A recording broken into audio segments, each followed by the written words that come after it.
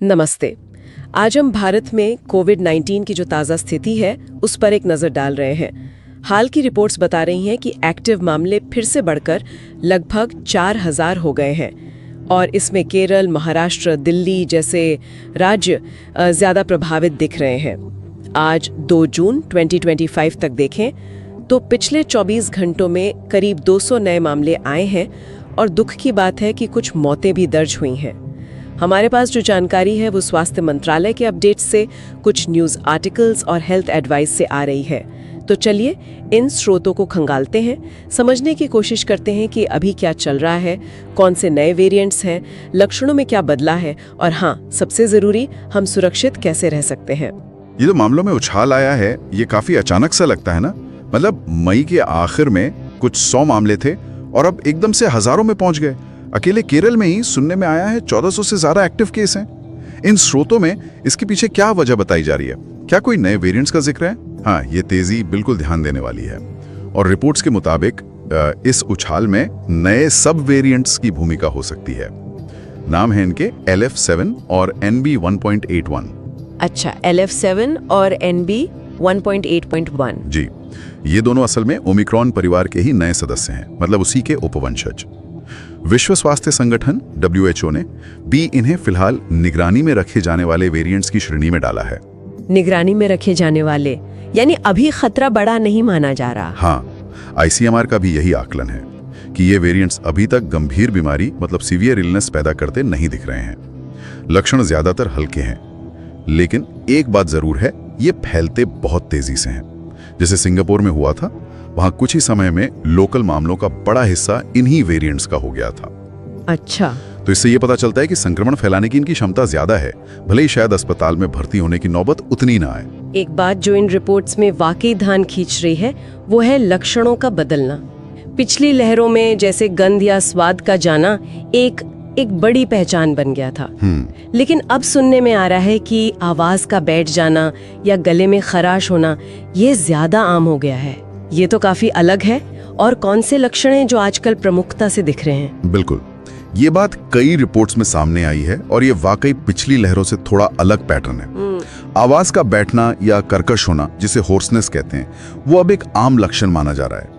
इसके साथ ही सूखी या जलन वाली खांसी है, गले में दर्द है, बुखार, थकान, सिर दर्द, ये सब भी काफी देखे जा रहे हैं। और हाँ, NB 1.8.1 वेरिएंट से जुड़े कुछ मामलों में एक और चीज रिपोर्ट हुई है, लगातार हल्का हाइपरथर्मिया। हाइपरथर्मिया मतलब मरीज को बुखार जैसा महसूस होता है, पर आप थर्मामीटर से नापें तो तापमान सामान्य निकलता है। अच्छा, ये भी नया है। जी, और वो जो स्वाद या गंध जाने वाले मामले थे वो अब पहले के मुकाबले काफी कम हो गए हैं।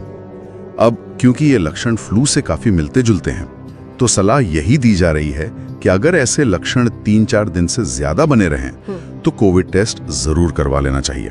तो ऐसे बदलते हालात में जाहिर है लोगों के मन में सवाल होगा कि जो वैक्सीन पहले ली थी, क्या वो इन नए वेरिएंट्स के खिलाफ अभी भी उतनी ही असरदार है? और वो जो एक नेजल वैक्सीन आई थी, इनकोवैक्स, उसका क्या स्टेटस है? पिछले साल काफी चर्चा थी उसकी, क्या वो अब मिल रही है? हाँ, ये बहुत जरूरी सवाल है।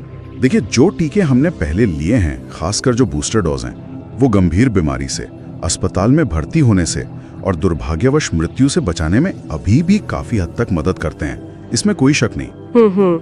लेकिन ये भी सच है कि जैसे जैसे समय बीतता है और नए वेरिएंट्स आते हैं, तो सिर्फ संक्रमण होने से रोकने में, मतलब इन्फेक्शन को पूरी तरह रोकने में, उनकी प्रभावशीलता थोड़ी कम हो सकती है। और नेजल वैक्सीन? हाँ, जहां तक भारत बायोटेक की नेजल वैक्सीन इनकोवैक की बात है, तो हाँ, वो स्वीकृत है और प्राइवेट सेंटर्स पर उपलब्ध भी है।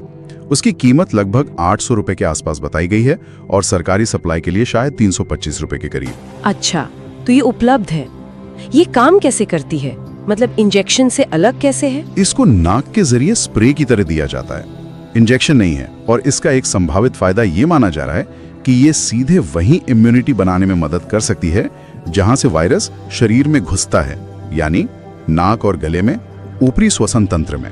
ओह अच्छा, तो शायद इन्फेक्शन को शुरू में ही रोक दे।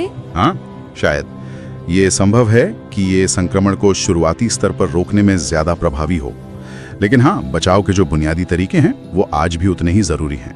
जैसे भीड़ वाली जगहों पर मास्क पहनना, हाथों की सफाई रखना, बंद जगहों में हवा का आना जाना ठीक रखना और अपनी सेहत का ध्यान रखना।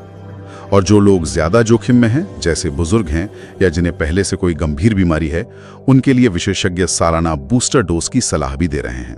तो अगर हम सारी जानकारी को संक्षेप में देखें, भारत में कोविड के मामले फिर से बढ़ रहे हैं। इसके पीछे नए सब वेरिएंट्स हैं जो फैलते तो तेजी से हैं, पर फिलहाल कम गंभीर लग रहे हैं। लक्षणों में भी बदलाव आया है। आवाज का बैठना या गले में खराश अब एक अहम संकेत हो सकता है। इसलिए सतर्क रहना, साफ सफाई का ध्यान रखना और टीकाकरण को अपडेट रखना, जिसमें अब नेजल वैक्सीन का विकल्प भी है, ये सब बहुत जरूरी है। बिल्कुल सही कहा आपने। देखिए, घबराने की जरूरत नहीं है, लेकिन हाँ, लापरवाही भी ठीक नहीं।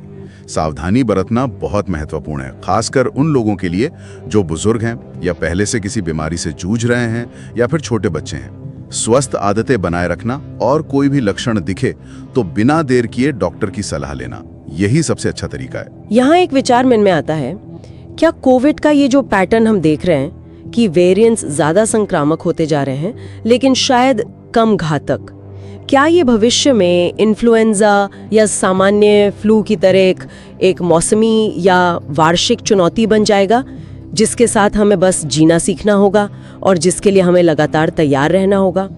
सोचने वाली बात है।